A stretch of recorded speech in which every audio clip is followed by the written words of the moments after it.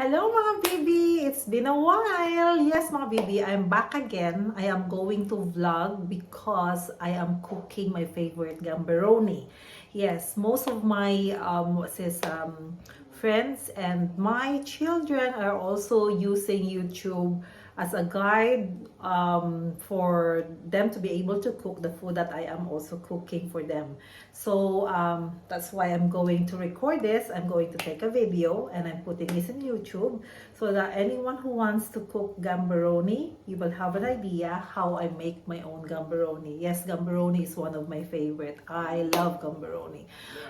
It's easy to prepare and it's very nice to eat. So mga bibi, let's have a look. I'm going to show you. For now, I am just cooking my pasta. You know, you cook the pasta the way you cook your own pasta. There's nothing special about it. You boil the water, you put oil, you put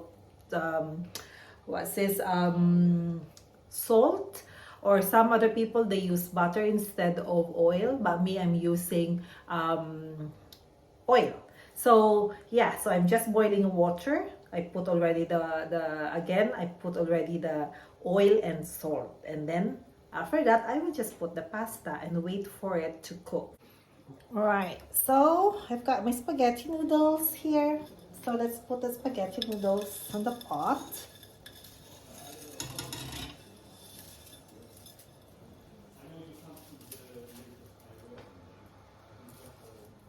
There you are. Hindi ko siya binabali. I don't break it. I just push it down there. Ubusin na natin. Let's finish all the pasta. Kasi there are 3 of us eating this evening. I've got Mr. Mags. I've got Michael, our carpenter, and then me. So, tingnan natin. Let's finish everything. Oh.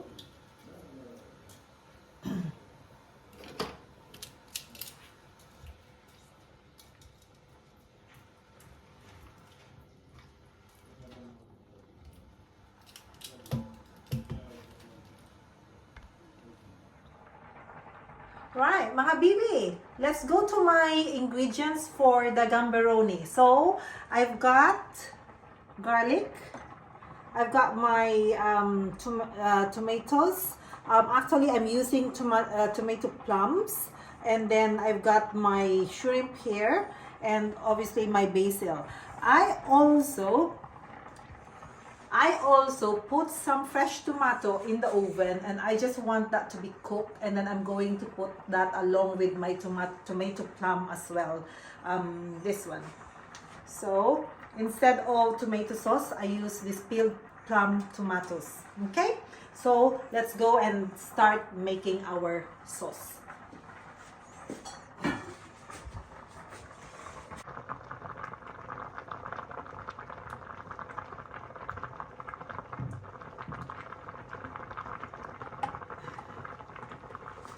So I am using olive oil. Where's the olive oil? Olive oil. Oh, where's that? That one. Virgin olive oil. That's what I'm using. And this is the tomato that I put in the oven. Para maluto lang siya ng konti. That's what I am going to use. Tingnan natin kung kung mas masarap siya pag fresh tomato ang gagamitin. I think this is okay na. Okay na yan. Okay.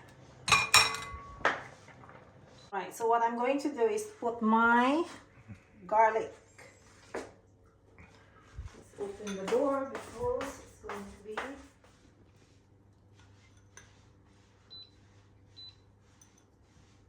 Masunog yung ating ilayo muna natin siya.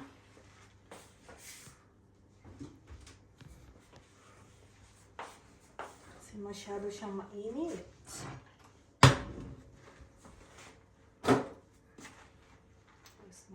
Okay.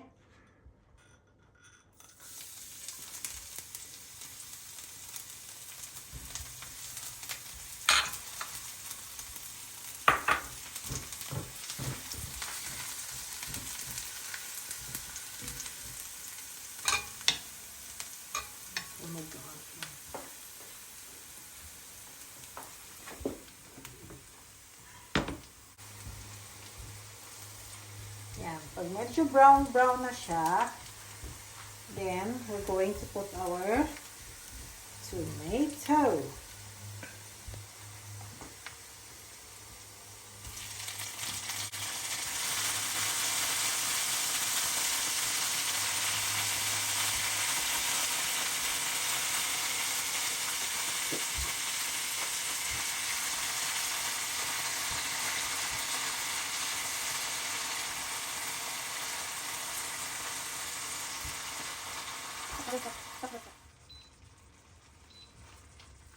Ayan ang kamatis ko.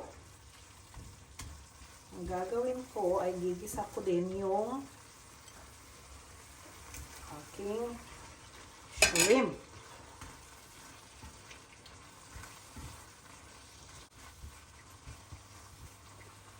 Lagyan natin ng salt and pepper.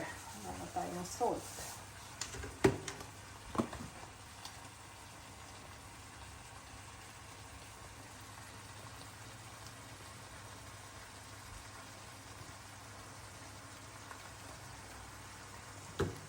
Okay.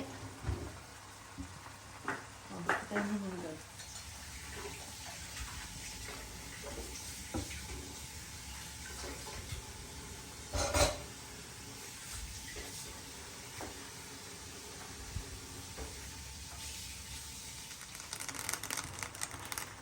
Okay, so we're going to put our wait muna. Lagyan natin ng tomato.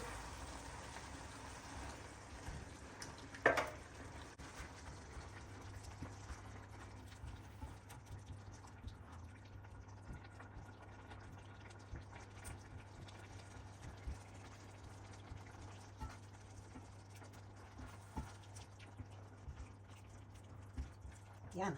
And then, lalagyan ko siya ng halagyan natin.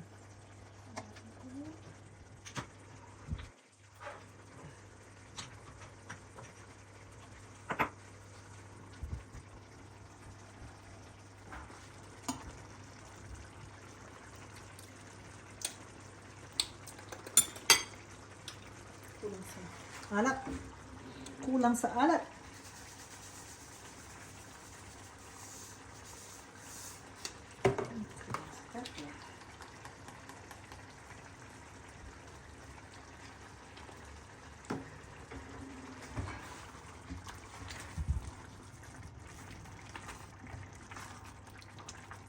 Oh, tomato paste pala. That's what I'm looking for. Meron na tayo. So, mga bibi, maglagay tayo ng tomato paste para medyo maasim-asim ng konti pa.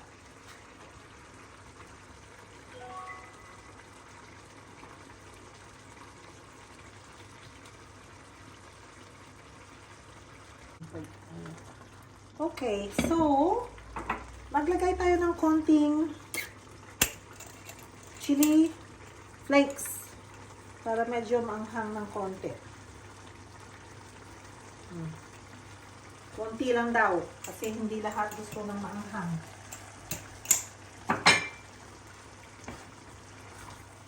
Yan.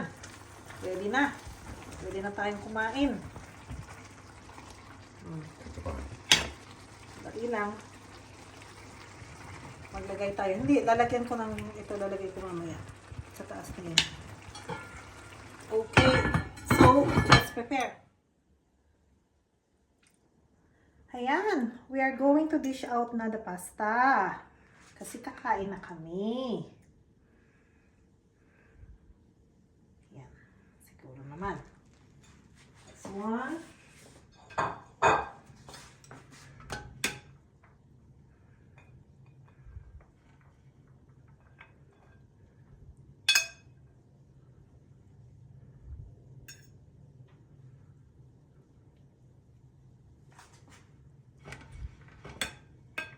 Mabilis lang, no?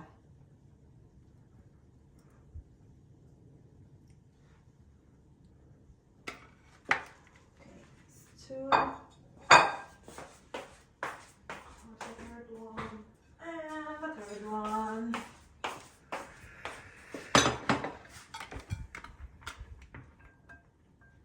Yan. Okay. So, now we are going to put the sauce on top of it.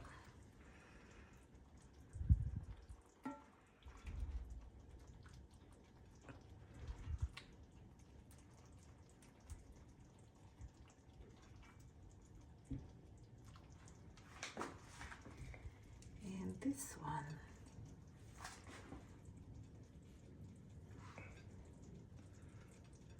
Ayan! See?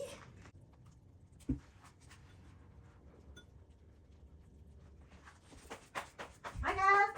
Come here!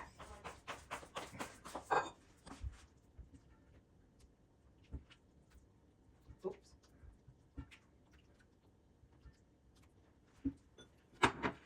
Siyempre yan. Tignan siya. Okay, dito na.